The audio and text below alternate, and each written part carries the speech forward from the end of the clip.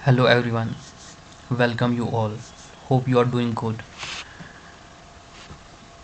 आज जो मैं ये MCQ सीरीज़ लेकर आया हूँ, जो ये सीरीज़ है जैसा कि आपको पता है कि फॉरेस्टर का एग्ज़ाम कुछ मंथ्स में होने जा रहा है। तो उसमें जो उसके सिलेबस में जो सेक्शन ए है वहाँ पे क्लियरली मेंशन है कि जो जनरल साइंस है उसकी वेटेज रहेगी 32 मार्क्स। तो वहाँ पे साइंस में इंक्लूडेड है तीनों सब्जेक्ट्स, वो है केमिस्ट्री, फिज़िक्स एंड बायोलॉजी, और तीनों का जो वेटेज है वो इक्वल रहेगा। तो ये जो सीरीज़ है, देखो थ्योरी पार्ट आप कहीं ना कहीं पढ़ते ही होंगे, लेकिन जो प्रैक्टिकली एमसीक्यूज़ है वो मैं यहाँ पे डिस्कस करूँगा ताकि आपकी जो प्रिपरेशन है वो बूस्ट हो इस सीरीज़ से। चलो अब हम सीधे अपने क्वेश्चन नंबर फर्स्ट पर आते हैं। देखो इस सीरीज़ में बायोलॉजी है, यानी इसमें दोनों सब्जेक्ट्स इंक्लूडेड है, वो है बॉटनी जोलॉजी के बारे में, ये मिक्स है दोनों का, तो इसमें दोनों के क्वेश्चंस इंक्लूड होंगे। तो सबसे पहला जो क्वेश्चन है हमारे पास वो है पेंसिलिन इज़ एक्सट्रैक्टेड फ्रॉम।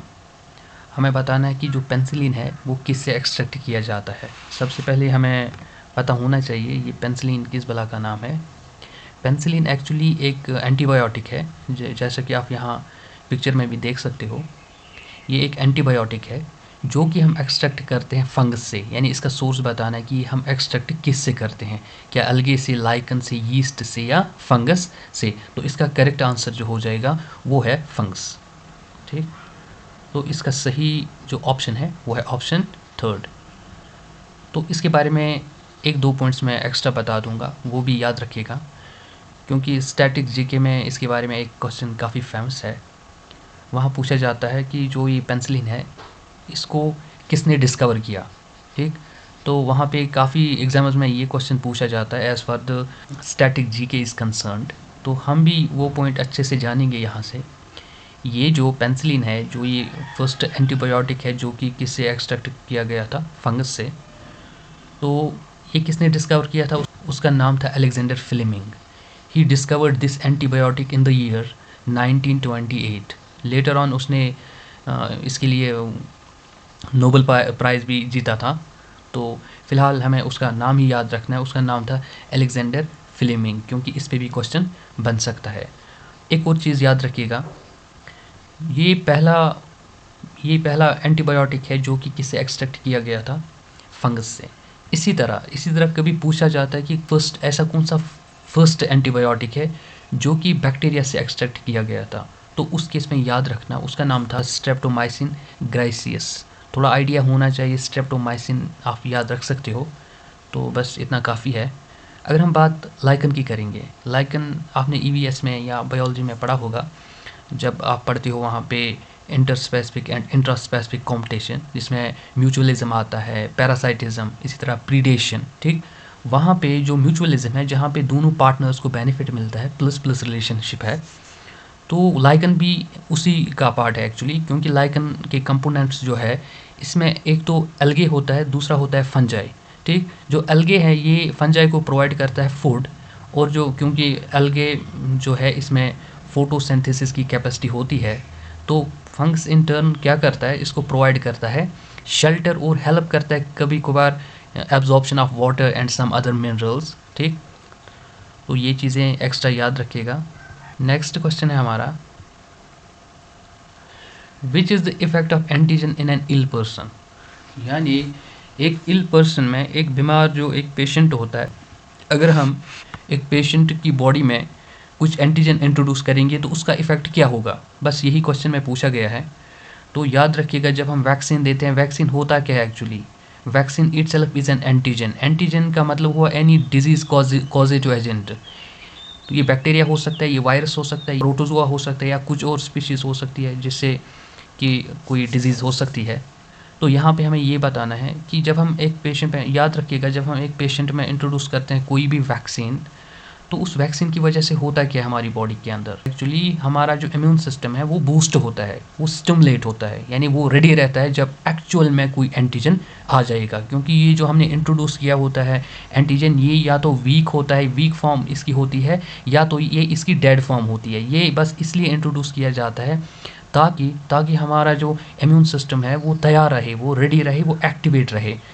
क्योंकि जब एक्चुअल में इसकी रियल फॉर्म हमें अटैक करने आएगी तो उस टाइम हमारा जो इम्यून सिस्टम है वो क्विकली उसको रिस्पॉन्ड करेगा और उस इन्फेक्शन से फाइट करेगा आराम से। तो इसका मतलब वो उससे क्या होता है एक्चुअली इंट्रोड्यूस करने से, तो यहाँ पे जो सही ऑप्शन है वो है it increases the production of antibiotics. यहाँ पे एंटीबॉडीज़ होना चाहिए क्योंकि एंटीबॉडीज़ का नंबर इंक्रीज़ होता है, वही फिर इन्फेक्शन से फाइट करने में हेल्प करता है। तो इसका सही आंसर हो जाएगा option second. Which among the following helps in circulation of blood, यानी ये बताना है हमें कि इनमें से, इन ऑप्शंस में से मतलब कौन हेल्प करता है ब्लड सर्कुलेशन में। यहाँ पे नन, सेकंड ब्लड प्लेटलेट्स, जो थर्ड ऑप्शन है वो है मोनोसाइट्स, उसके बाद है लिम्फोसाइट्स। देखो आसान सा क्वेश्चन है, अगर आपने ब्लड सर्कुलेशन अच्छे से पढ़ी होगी तो 10th में भी पढ़ा होगा इसके बारे में। लिम्फेटिक सिस्टम वहाँ पे पढ़ा होगा आपने। लिम्फेटिक सिस्टम में होता क्या है एक्चुअली, उसमें कुछ वेसल्स होती हैं जिनको हम कहते हैं लिम्फेटिक वेसल्स, ठीक। वो क्या करती है, जो कहीं पे, कहीं जगहों पे, कहीं टिश्यूज़ में, कहीं सेल्स में एक्स्ट्रा फ्लूइड जो जमा होता है, एक्युमुलेट होता है, तो वो वहाँ से उस फ्लूइड को ड्रेन करके फिर से कहाँ लाते हैं, मेन ब्लड स्ट्रीम में। तो उस सिस्टम को हम, वो बड़ा लंबा टॉपिक है तो बस याद रखिएगा, उसको हम लिम्फेटिक सिस्टम कहते हैं। तो वहाँ पे जो सेल्स हेल्प करती है उसको हम कहते हैं लिम्फोसाइट्स, ठीक। तो इसका सही आंसर हो जाएगा, इसका सही आंसर हो जाएगा option 4, that is lymphocytes is the correct answer. Which among the following elements increases the absorption of water and calcium in plants? देखो 11th में आपने पढ़ा होगा न्यूट्रेंट्स इन प्लांट्स, क्योंकि एक चैप्टर ही है इस टॉपिक पे वहाँ। तो यहाँ पे पूछा जा रहा है कि वो कौन सा न्यूट्रेंट है जो हेल्प करता है किसमें, वाटर एंड कैल्शियम एब्जॉर्प्शन में एक प्लांट बॉडी के अंदर, ठीक। तो वहाँ पे आप दो टाइप्स पढ़ोगे न्यूट्रेंट्स के, एक टाइप है माइक्रो न्यूट्रेंट और दूसरा टाइप है मैक्रो न्यूट्रेंट। यानी माइक्रो न्यूट्रेंट्स ऐसे न्यूट्रेंट्स है वहाँ पे जो कि एक प्लांट बॉडी को कम अमाउंट में चाहिए होते हैं, यानी जो मैक्रो न्यूट्रेंट्स है वो एक प्लांट में लार्ज अमाउंट में चाहिए होते हैं। तो इस बेसिस पे इन न्यूट्रेंट्स का जो क्लासिफिकेशन है वो हुआ है। तो जो यहाँ पे कुछ न्यूट्रेंट्स का नाम दे रखा है, हमें बताना कि इनमें से कौन सा ऐसा न्यूट्रेंट है जो प्लांट को हेल्प करता है किसमें, वाटर एंड कैल्शियम एब्जॉर्प्शन में, ठीक। तो यहाँ पे जो सही ऑप्शन हो जाएगा, सही ऑप्शन हो जाएगा option second, that is boron. मैं ये मान कर चलता हूँ कि आपने जो इसका थ्योरी पार्ट है वो ठीक से पढ़ा होगा। जब वहाँ पे आप NCERT खोलोगे तो उतने भी न्यूट्रेंट्स दे रखे हैं इस इन ऑप्शंस में, उनके बारे में, उनके फंक्शन के बारे में वहाँ डिटेल में बात हुई है, तो आप वहाँ जाकर पढ़ सकते हो। जब पहली आप वहाँ बोरान के बारे में पढ़ोगे तो वहाँ पे आपको साफ साफ दिखेगा कि जो बोरान है it helps in the utilisation and uptake of calcium. तो इसका सही आंसर फिर यही बनेगा। मैग्नीज़ की बात अगर हम करेंगे, इसका सिंबल है Mn। तो ये कहाँ पे हेल्प करता है, इसका एक फंक्शन याद रखिएगा, जब आप फोटोसिंथेसिस पढ़ते हो वहाँ पे स्प्लिटिंग ऑफ वाटर मॉलिक्यूल होता है, उससे क्या बनता है, उससे हाइड्रोजन और ऑक्सीजन बनता है। तो वहाँ पे जो इस फोटोलिटिक जो ये रिएक्शन होती है, यानी ये वाटर मॉलिक्यूल का स्प्लिट होना, वहाँ पे हेल्प करता है इस रिएक्शन में मैग्नीज। फिर कॉपर आता है और उसके बाद फोर्थ वन मोलिब्डेनम। मोलिब्डेनम के बारे में भी एक चीज़ याद रखिएगा, इसका सिंबल है पहले MO, ठीक। मोलिब्डेनम हेल्प करता है, आपने EVS में पढ़ा होगा एक प्रोसेस के बारे में जिसको हम कहते हैं नाइट्रोजन फिक्सेशन, ठीक। वहाँ पे एक एंजाइम होता है, उसका नाम है नाइट्रोजनेस। वहाँ पे इस प्रोसेस में एक न्यूट्रेंट का काफ़ी अच्छा रोल रहता है, तो वो न्यूट्रेंट है मोलिब्डेनम। ये हेल्प करता है किसमें, नाइट्रोजन फिक्सेशन में। ये जो एक्स्ट्रा चीज़ें मैं बता रहा हूँ ये जहन में रखिएगा क्योंकि इन पे भी क्वेश्चन बन सकता है। Which would will become useless soon after exposing in the open air, यानी पूछा जा रहा है इनमें से जितने भी वुड के टाइप दे रखे हैं ऑप्शंस में, ऐसा कौन सा वुड है इनमें जो कि जल्दी यूजलेस बनेगा, यानी डीके हो जाएगा, कब, जब हम इसको ओपन एयर में रखेंगे, ठीक। तो सही ऑप्शन इसका जो हो जाएगा वो है, इसका सही ऑप्शन है वेट वुड, वेट वुड में होता है कि एक्चुअली मॉइस्चर की वजह से इस पे कुछ फंजाई अटैक इजीली करते हैं, तो जिसकी वजह से ये डिकम्पोज होता है और जल्दी ख़त्म होता है। यही इसका मेन रीज़न है जिसकी वजह से ये जल्दी डीके होता है। Which among the following is a large spectrum antibiotic. थोड़ा टेक्निकल क्वेश्चन है, इसकी टर्मिनोलॉजी को हम पहले अंडरस्टैंड करेंगे तो आराम से फिर हम इसका आंसर दे सकते हैं। देखो, जो एंटीबायोटिक है ये दो टाइप्स के हो सकते हैं। एक को हम कहते हैं नैरो स्पेक्ट्रम एंटीबायोटिक और दूसरा टाइप हमारे पास जो है वो है ब्रॉड या लार्ज स्पेक्ट्रम एंटीबायोटिक। पहले हम इन टर्म्स को अच्छे से समझेंगे। जो नैरो स्पेक्ट्रम एंटीबायोटिक है वो किसी हद तक, यानी वो लिमिटेड बैक्टीरिया को अटैक कर सकता है, लेकिन जो लार्ज स्पेक्ट्रम एंटीबायोटिक है या जिसको हम ब्रॉड स्पेक्ट्रम एंटीबायोटिक भी कहते हैं मेडिकल टर्मिनोलॉजी में, तो वो ऐसा एंटीबायोटिक होता है जो कि काफ़ी बहुत ज़्यादा बैक्टीरिया स्पीशीज़ को अटैक कर सकता है, यानी जो उसका जो एक्शन है वो काफ़ी ज़्यादा है, उसकी रेंज ज़्यादा है as compare to small spectrum antibiotic. तो ये कब दिया जाता है एक्चुअली, अगर कभी ऐसा पेशेंट होगा जिसमें किसी अननोन बैक्टीरिया ने इन्फेक्ट किया होगा जो कि डिटेक्ट नहीं होगा ईजिली, तो उस केस में उसको दिया जाता है ब्रॉड स्पेक्ट्रम एंटीबायोटिक, ये सोचकर कि हाँ अगर इसकी रेंज ज़्यादा है मे बी ये अननोन बैक्टीरिया भी इसमें कवर हो जाएगा। तो ये क्वेश्चन में होप ये दो चीज़ें क्लियर हुई होंगी। तो क्वेश्चन हमारा ये है कि इनमें से लार्ज स्पेक्ट्रम एंटीबायोटिक कौन सा है कॉमनली यूज्ड, तो वो है एम्पिसिलिन। फैक्चुअल क्वेश्चन है, that is third one. Our bones and teeth are generally made of, यानी बोन्स और टीथ की कंपोजिशन के बारे में पूछा गया है कि ये किससे बने हैं। हमें पता है कैल्शियम और फॉस्फोरस होता है इनमें, तो यहाँ सीधे सीधे जो इसका आंसर आएगा वो आएगा try calcium phosphate is the correct answer. बाकी जो इसका फोर्थ ऑप्शन है वो है हाइड्रोलिथ। केमिस्ट्री में आपने पढ़ा होगा, इसका फॉर्मूला है एक्चुअली CaH2, यानी कैल्शियम हाइड्राइड को ही हम हाइड्रोलिथ कहते हैं। ये एक्ट करता है एज ए डेसिकेंट, यानी ये मॉइस्चर को एब्जॉर्ब कर सकता है like that of silica gel. भी पूछा जाता है ये हाइड्रोलिथ है क्या, सिंपली याद रखना ये कैल्शियम हाइड्राइड है। Angora wool is extracted from, ये एक वूल का टाइप है जिसको हम कहते हैं एंगोरा वूल। हमें बताना है कि इसका सोर्स क्या है, ये हम किससे एक्सट्रैक्ट करते हैं। अगर 7th क्लास की जो साइंस है वहाँ पे आपने एक चैप्टर पढ़ा होगा फाइबर टू फैब्रिक्स, ठीक, वहाँ पे सोर्सेज ऑफ वूल दे रखे हैं, यानी हम वूल को एक्सट्रैक्ट कर सकते हैं रैबिट से, शीप से, गोट से, कैमल से एट्सेट्रा। तो एंगोरा वूल जो है ये एक स्पेशल टाइप का वूल है जो कि हम एक्सट्रैक्ट करते हैं रैबिट से। ये रैबिट एक्चुअली एक टाइप का रैबिट है, उसको हम कहते ही है एंगोरा रैबिट, यानी एंगोरा रैबिट से हम जो वूल एक्सट्रैक्ट करते हैं उसको हम कहते हैं एंगोरा वूल। एंगोरा गोट भी होती है एक, लेकिन वहाँ पे उस से जो हम वूल एक्सट्रैक्ट करते हैं उसका नाम याद रखेगा, उसका नाम है मोहेर वूल, जो हम एक्सट्रैक्ट करते हैं एंगोरा गोट से। इसलिए कंफ्यूजन नहीं होना चाहिए यहाँ पे, एंगोरा रैबिट अलग है, एंगोरा गोट अलग है।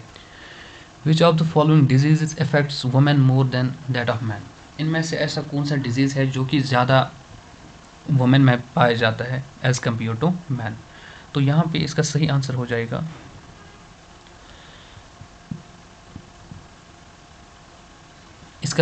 हो जाएगा हार्ट अटैक।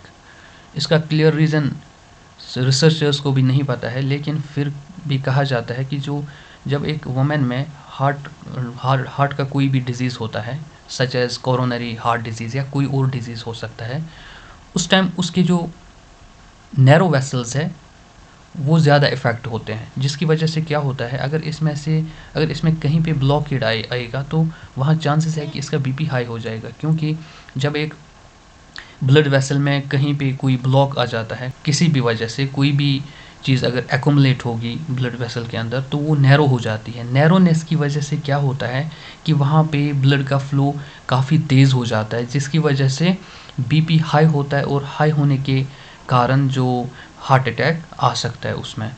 लेकिन कहा जाता है कि जब यही डिज़ीज़ किस में होता है, जब एक मैन के अंदर ये डिज़ीज़ होता है तो उनमें क्या होता है, उनमें जो वेसल्स ज़्यादा इफ़ेक्ट होती है वो होती है ब्रॉड वेसल्स, जो कि बड़ी वेसल्स होती है। वहाँ पे अगर कहीं पे छोटा सा ब्लॉकेड आता भी है तो वहाँ उतना जो बीपी है वो हाई नहीं होता है, क्योंकि जो ब्लड फ्लो है उसकी स्पीड ज़्यादा नहीं होती है, और जो लार्ज वेसल्स है ये अपने आप में स्ट्रॉन्ग वेसल्स होती है। तभी ये एक रीज़न है, ये एक रीज़न जहन में रखकर आप इस क्वेश्चन को याद रख सकते हो। एक और कंडीशन है, आपने सुना होगा बैड कोलेस्ट्रॉल के बारे में। कोलेस्ट्रॉल हमारी बॉडी के लिए मतलब सही है, लेकिन अब जो वो एक्सेस, वो कहते हैं ना excess of everything is bad, तो इसी तरह अगर उसका जो लेवल है वो ज़्यादा हो जाएगा तो उस केस में वो हमारी बॉडी के लिए सही नहीं है, जिसको हम कहते भी हैं बैड कोलेस्ट्रॉल। एक सिचुएशन में, एक कंडीशन में उसके रिलेटेड बताऊंगा। उसकी वजह से क्या होता है, जब एक्स्ट्रा कोलेस्ट्रॉल एक्युमुलेट होता है इन ब्लड वेसल्स में तो यहाँ पे ब्लॉकेड आ जाता है। यहाँ पे जो ये ब्लड वेसल है ये नैरो हो जाती है। नैरो होने के कारण क्या होता है कि जो इसकी नैरोनेस की वजह से जो फ्लो है ब्लड का वो काफ़ी उसकी स्पीड बढ़ जाती है, तो उसकी वजह से इसमें हार्ट की प्रॉब्लम आ सकती है। उस कंडीशन को हम कहते हैं मेडिकल टर्मिनोलॉजी में एथेरोस्क्लेरोसिस। आपने सुना होगा इसके बारे में। चलो अगर याद नहीं रहेगा कोई बात नहीं, ये नहीं पूछा जाएगा। अब हमारा जो क्वेश्चन नंबर 10 है ये है एंडोक्राइन सिस्टम के बारे में। आपने 10th में भी एंडोक्राइन सिस्टम पढ़ा होगा और 12th में भी आपने ये सिस्टम अच्छे से पढ़ा होगा। पूछा जा रहा है pituitary gland is located in, यानी ये कहाँ पे पाया जाता है बॉडी में, इसकी लोकेशन के बारे में पूछा गया है। तो अगर आपको पिट्यूटरी का दूसरा नाम पता होगा तो आप इजीली इस क्वेश्चन को कर सकते थे, चाहे आपको इसकी लोकेशन पता थी या नहीं। तो इसका दूसरा नाम है हाइपोफिसिस सेरिब्री। तो इसका सही ऑप्शन हो जाएगा option first, that is brain. Brain is the correct answer. एक और चीज़ याद रखिएगा इसके बारे में, कभी हम इसके दो लोब्स होते हैं, अगर आपने अच्छे से इन डिटेल पढ़ा होगा इसके बारे में।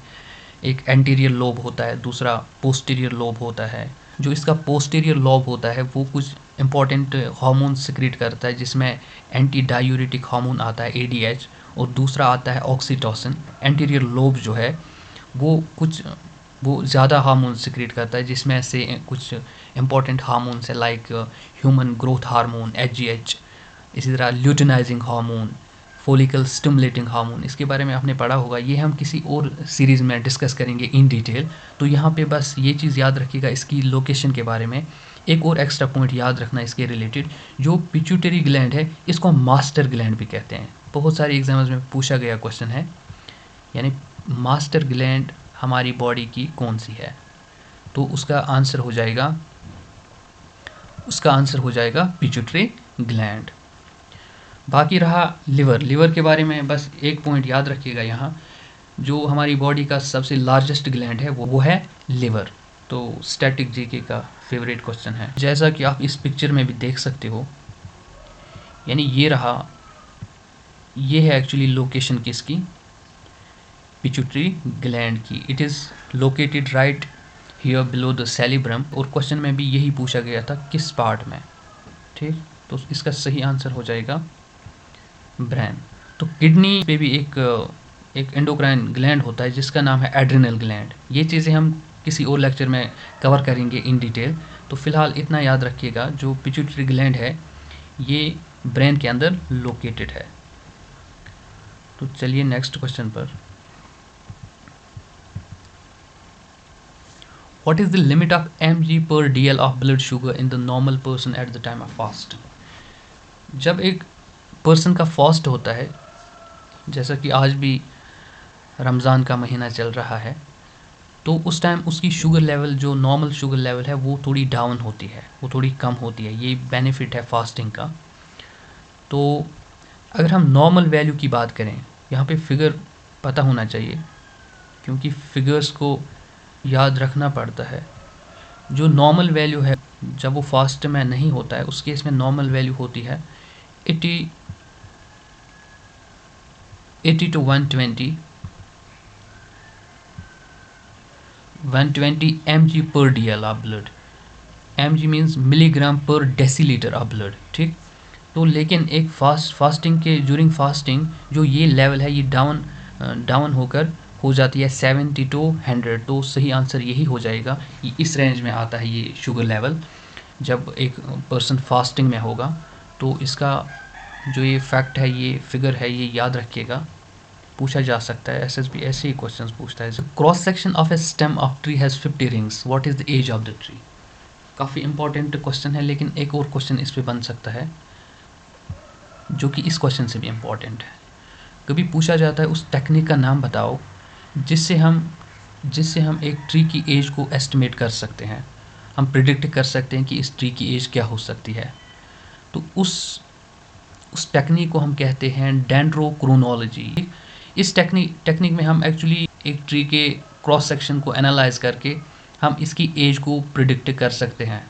अगर ये किसी ट्री का क्रॉस सेक्शन है, ठीक, और ये रहा एरिया ऑफ क्रॉस सेक्शन जहाँ पे हमें वो रिंग्स जैसी दिखती है, उनको हम कहते भी है ट्री रिंग्स, और उनको हम ग्रोथ रिंग्स भी कहते हैं। यानी ऐसी जो टेक्निक है जिस पे हम ग्रोथ रिंग्स को काउंट करके बता सकते हैं एक ट्री की एज क्या हो सकती है, तो उस टेक्निक का नाम ज़रूर याद रखिएगा, उसी को हम कहते हैं डेंड्रोक्रोनोलॉजी। एक रिंग अगर होगी तो उसका मतलब हुआ वो इक्वल होता है एक कैलेंडर ईयर के, यानी उसकी एज एक ईयर की होगी।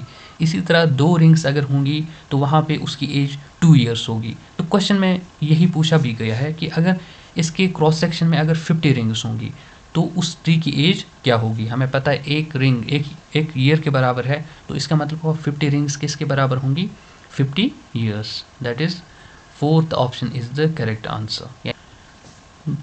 तो 13th क्वेश्चन हमारे पास है, onion is a modified form of. हमें बताना है जो ऑनियन है वो किसकी मॉडिफाइड फॉर्म है, यानी ऑनियन जो है ये एक्चुअली स्टेम की मॉडिफाइड फॉर्म है। तो इसका सही आंसर हो जाएगा second, that is stem. Stem is the correct answer.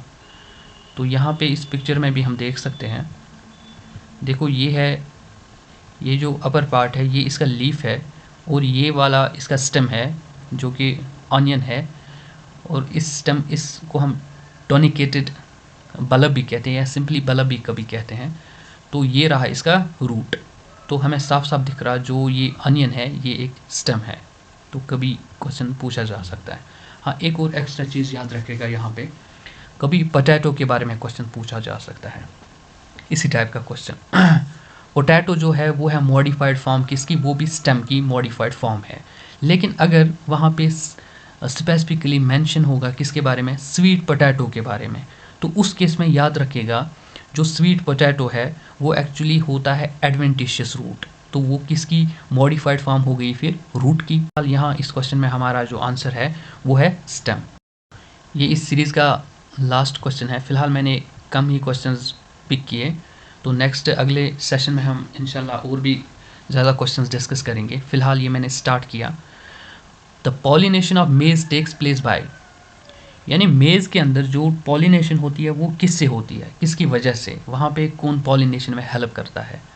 तो पहले हमें पता होना चाहिए, ये चीज़ मैं पहले क्लियर कर दूँ, जो पॉलिनेशन है ये होती क्या है। आपने पढ़ा होगा 12th में जब आप पढ़ते हो या 10th में भी, रिप्रोडक्शन इन फ्लावरिंग प्लांट्स, वहाँ पे आप पढ़ते हो एक प्रोसेस के बारे में जिसको हम पॉलिनेशन कहते हैं। जो एक फ्लावर का मेल रिप्रोडक्टिव पार्ट होता है उसको हम कहते हैं स्टेमन। स्टेमन के कुछ पोर्शंस होते हैं, ये जो हेड होता है इसको हम कहते हैं एंथर। इसके अंदर होती है वो ग्रैन लाइक स्ट्रक्चर्स, ठीक, ये ग्रैनुलर स्ट्रक्चर्स होते हैं इसमें, जिसको हम कहते हैं पोलन ग्रैन्स, ठीक। और इसी तरह जो फीमेल रिप्रोडक्टिव पार्ट होता है एक फ्लावर के अंदर, उसको हम कहते हैं कार्पेल या गाइनोशियम भी कहते हैं। उसके भी 2-3 पार्ट्स होते हैं। जो ये इसकी बेस है इसको हम कहते हैं ओवरी। ये जो ट्यूब लाइक स्ट्रक्चर है इसको हम स्टाइल कहते हैं। और जो ये अपर पोर्शन है जो कि पोलन ग्रेन्स को रिसीव करता है इसको हम कहते हैं स्टिग्मा। ये रिप्रोडक्शन के दौरान ये पोलन ग्रेन्स ट्रांसफ़र होते हैं एंथर से स्टिग्मा की तरफ। तो इसी प्रोसेस को हम कहते हैं pollination. So the pollination is a process in which pollen grains are transferred from the anther of a flower to its stigma और to the stigma of any other flower. तो इसमें हेल्प करती है, कुछ एजेंट्स का role होता है यहाँ पे कुछ एजेंट्स का रोल हो सकता है। कभी वाटर की वजह से ही होता है, कभी विंड की वजह से होता है, कभी बर्ड्स की वजह से हो सकता है और कभी इंसेक्ट्स की वजह से हो सकता है। वो पॉलिनेशन जहाँ पे उनको हम कहते हैं पॉलिनेटर्स या पॉलिनेटिंग एजेंट्स। तो मेज़ में पॉलिनेशन होती है ड्यू टू विंड, यानी ड्यू टू एयर। यहाँ पे सही ऑप्शन सी होगा, ऑप्शन नंबर 3 आ जाएगा सही आंसर, दैट इज़ एयर या ड्यू टू विंड भी कह सकते हैं। कुछ एक्स्ट्रा चीज़ें याद रखिएगा, इनकी टेक्निकल टर्म्स है अपनी अपनी। अगर पॉलिनेशन इंसेक्ट्स की वजह से होगी तो उस पॉलिनेशन को हम कहते हैं एंटोमोफिली, ठीक। अगर वाटर की वजह से होगी तो उसको हम कहते हैं हाइड्रोफिली, याद रखिएगा। अगर विंड की वजह से होगी पॉलिनेशन तो उस केस में हम उसको कहते हैं एनिमोफिली, ठीक। और अगर बर्ड्स की वजह से पॉलिनेशन होगी तो उसको हम कहते हैं ऑर्निथोफिली। ये कुछ साल पहले KS प्री में पूछा गया था इसी पॉलिनेटिंग एजेंट्स के बारे में। तो हमारा जो सही ऑप्शन यहाँ पे हो जाएगा option 3, that is pollination by air. आज का सेशन हम यहीं पे एंड करते हैं। तो होप आपको ये सेशन पसंद आया होगा। अपना रिव्यू ज़रूर दीजिएगा कमेंट बॉक्स में। नए अगर हो चैनल पर तो सब्सक्राइब ज़रूर कीजिएगा। Thank you.